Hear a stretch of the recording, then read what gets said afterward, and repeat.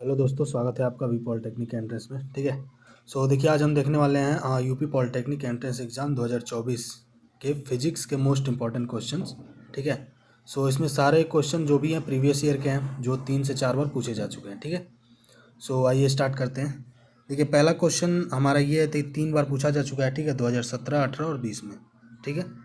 Question ये है कि आकाश का रंग नीला क्यों प्रतीत होता है, मतलब आकाश का रंग नीला क्यों दिखाई देता है, क्या रीज़न है कि जिसकी वजह से आकाश का रंग नीला दिखाई देता है। ए, विवर्तन के कारण, प्रकीर्णन, परावर्तन या अपवर्तन। इसका जो राइट आंसर है वो है प्रकीर्णन के कारण। ठीक है।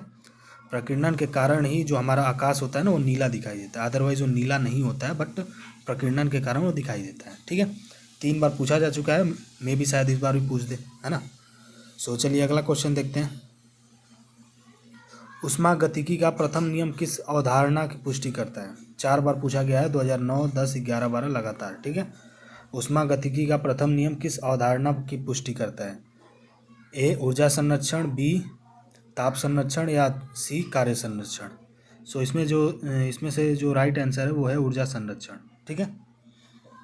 चलिए नेक्स्ट। हीरा चमकदार दिखाई देता है, 3 बार पूछा गया है, 6, 7, 8 में। ठीक है। हीरा चमकदार क्यों दिखाई देता है, क्या रीज़न है जिसकी वजह से हमारा हीरा जो है वो चमकदार दिखाई देता है। ठीक है। इसका जो राइट आंसर है वो है सामूहिक आंतरिक परावर्तन के कारण। ठीक है, सामूहिक आंतरिक परावर्तन के कारण। ओके। चलिए नेक्स्ट। निम्न में कौन सा धातु चुंबक के द्वारा आकर्षित नहीं होता है। ठीक है। कौन सा ऐसा धातु है जो चुंबक के द्वारा आकर्षित नहीं होता है। ठीक है। 3 बार पूछा गया है, 5, 7, 9 में। ठीक है, एक साल का गैप देके। ऑप्शन आपके नीचे हैं। ठीक है। Cobalt, nickel, bismuth. इसका जो राइट आंसर है वो है विस्मत। ठीक है, ऑप्शन सी। चलिए नेक्स्ट। चुंबकीय फ्लक्स का मात्रक क्या है, मोस्ट इंपॉर्टेंट क्वेश्चन है, हाल फिलहाल का ही पूछा गया है। ठीक है, 18, 20, 21 तीनों में पूछा गया है। ओके। इसका राइट आंसर क्या होगा। इसका जो राइट आंसर है वो है वेबर। ठीक है। चुंबकीय फ्लक्स का मात्रक क्या है, वेबर। ओके, क्लियर है। चलिए नेक्स्ट। प्रत्यावर्ती धारा को दिष्ट धारा में बदला जाता है किसके द्वारा। 3 बार ये भी पूछा गया, 19, 20, 22 में। ठीक है। प्रत्यावर्ती धारा को दिष्ट धारा में बदला जाता है किसके द्वारा, ट्रांसफार्मर, दिष्टकारी या फिर दोलक द्वारा। किसके द्वारा बदला जाता है प्रत्यावर्ती धारा को दिष्ट धारा में। इसका जो राइट आंसर है वो है दोलक द्वारा। ठीक है, किसके द्वारा, दोलक द्वारा। गैस इंजन की खोज किसने की, चार्ल्स ने, डैमलर ने या डेवी ने। गैस इंजन जो होता है वो उसकी खोज किसने की थी, ये भी 3 बार पूछा गया है। ठीक है। इसका जो राइट आंसर है वो है डैमलर। क्लियर है, क्या है, डैमलर। परमाणु बम का विकास किसने किया, 3 बार पूछा गया है ये भी, परमाणु बम का विकास किसने किया है। ठीक है। पहला ऑप्शन है वर्नर वान ब्रान या फिर जे रॉबर्ट आपिन, पता नहीं कौन कौन सा नाम है। ठीक है। इसमें से राइट आंसर आप बताओ। इसका जो राइट आंसर है वो है सेकंड। ठीक है, दूसरे नंबर वाला। चलिए नेक्स्ट। हाइड्रोजन बम किसने बनाया, है ना। ये रेयरली पूछा गया है। ठीक है, बहुत पहले का पूछा गया, मे भी शायद इस बार ना पूछे। ठीक है, 90% चांस है कि नहीं पूछे। ठीक है, फिर भी आप देख लो, हाइड्रोजन बम किसने बनाया, एडवर्ड टेलर ने। ठीक है। चलिए नेक्स्ट। लेज़र का आविष्कार किसने किया, लेज़र है ना, जो कह सकते हैं कि एक चंद्रमा से वहाँ तक की दूरी, यहाँ से वहाँ तक की दूरी मापने के लिए यूज़ किया जाता है लेज़र। ठीक है, उसका आविष्कार किसने किया था, 3 बार ये भी पूछा गया, हाल फिलहाल का ही क्वेश्चन है। ठीक है। इसका जो राइट आंसर है वो है TH मेमन। ओके, क्या, TH मेमन। चलिए नेक्स्ट।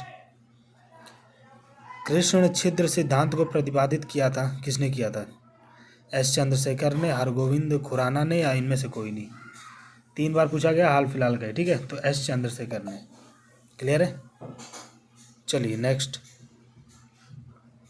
चर्म रोग के उपचार में प्रयोग किया जाने वाला रेडियो आइसोटोप कौन सा है।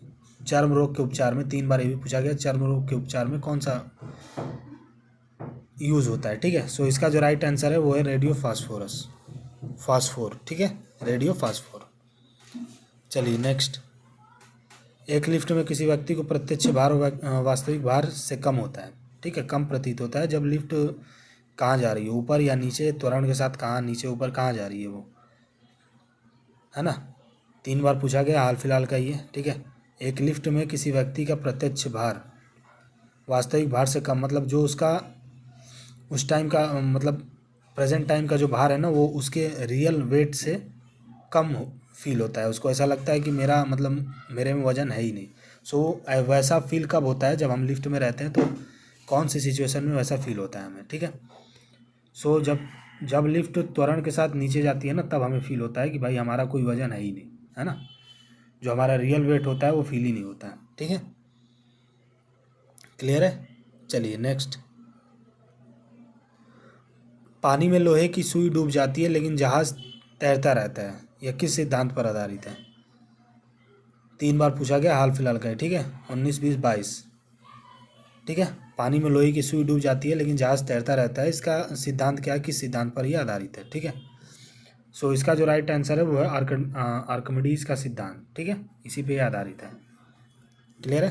क्योंकि आयतन ज़्यादा हो जाता है ना, अगर सुई की जगह पे नाव ले लें तो नाव नहीं डूबेगा क्योंकि उसका आयतन ज़्यादा है ना, जो बेस है ना उसका आयतन ज़्यादा है, नहीं डूबेगा, सुई में आयतन है ही नहीं तो डूब जाएगा, ठीक है। चलिए नेक्स्ट। भारीनता की अवस्था में एक मोमबत्ती की ज्वाला का आकार कैसा होता है। 2 बार पूछा गया है, 2001 और 2002 में, ठीक है। भारीनता की अवस्था में एक मोमबत्ती की ज्वाला का आकार कैसा होता है। अधिक लंबा होता है वही रहेगा, गोलाकार रहेगा, कैसा रहेगा, तो वही रहेगा, ठीक है। क्लियर है। चलिए नेक्स्ट।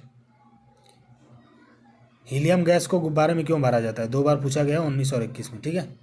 सो नॉर्मल सी बात है, हीलियम गैस को गुब्बारे में इसीलिए भरा जाता है क्योंकि वो वायु से हल्का होता है ना। अगर वायु से वेट उसका ज़्यादा होता तो आसमान में उड़ता ही नहीं, ठीक है। सो इसीलिए वैसे मतलब कह सकते हैं कि एक वैसा गैस चुना गया जिससे कि वायु से हल्की हो ताकि वो आसमान में जाके उड़े, ठीक है। चलिए नेक्स्ट। न्यूक्लियर रिएक्टर में भारी जल का प्रयोग किस रूप में किया जाता है। 3 बार पूछा गया, 10, 12, 13 में, ठीक है। न्यूक्लियर रिएक्टर में भारी जल का प्रयोग किस रूप में किया जाता है। ईंधन के रूप में, शीतलक के रूप में या नियामक के रूप में, किस रूप में किया जाता है। सो इसका जो राइट आंसर है वो है नियामक के रूप में, ठीक है। क्लियर है। किसके रूप में, नियामक के रूप में। चलिए नेक्स्ट। नाभिकीय रिएक्टरों में ग्रेफाइट का प्रयोग किया जाता है किसके रूप में। नाभिकीय रिएक्टरों में ग्रेफाइट का प्रयोग किस रूप में किया जाता है, तो विमंदक के रूप में किया जाता है, ठीक है। किस रूप में, विमंदक के रूप में। क्लियर है। चलिए नेक्स्ट। निम्नलिखित में से वह धातु कौन सी है जो पानी को अत्यधिक प्रदूषित करती है। सीसा है, आर्सेनिक है या फिर मैग्नीशियम है, कौन सा है। सो इसका जो राइट आंसर है वो है आर्सेनिक। क्लियर है। चलिए नेक्स्ट। यूरेनियम विखंडन की सतत प्रक्रिया को जारी रखने में किस कण की ज़रूरत होती है। इलेक्ट्रॉन, न्यूट्रॉन या इनमें से कोई नहीं। सो इसका जो राइट आंसर है वह न्यूट्रॉन। 3 बार पूछा गया है, ठीक है ना, 2008, 2009 और 2011 में, ठीक है। सो देखिए अभी तक हमने लगभग 25 क्वेश्चन देख लिए हैं, ठीक है।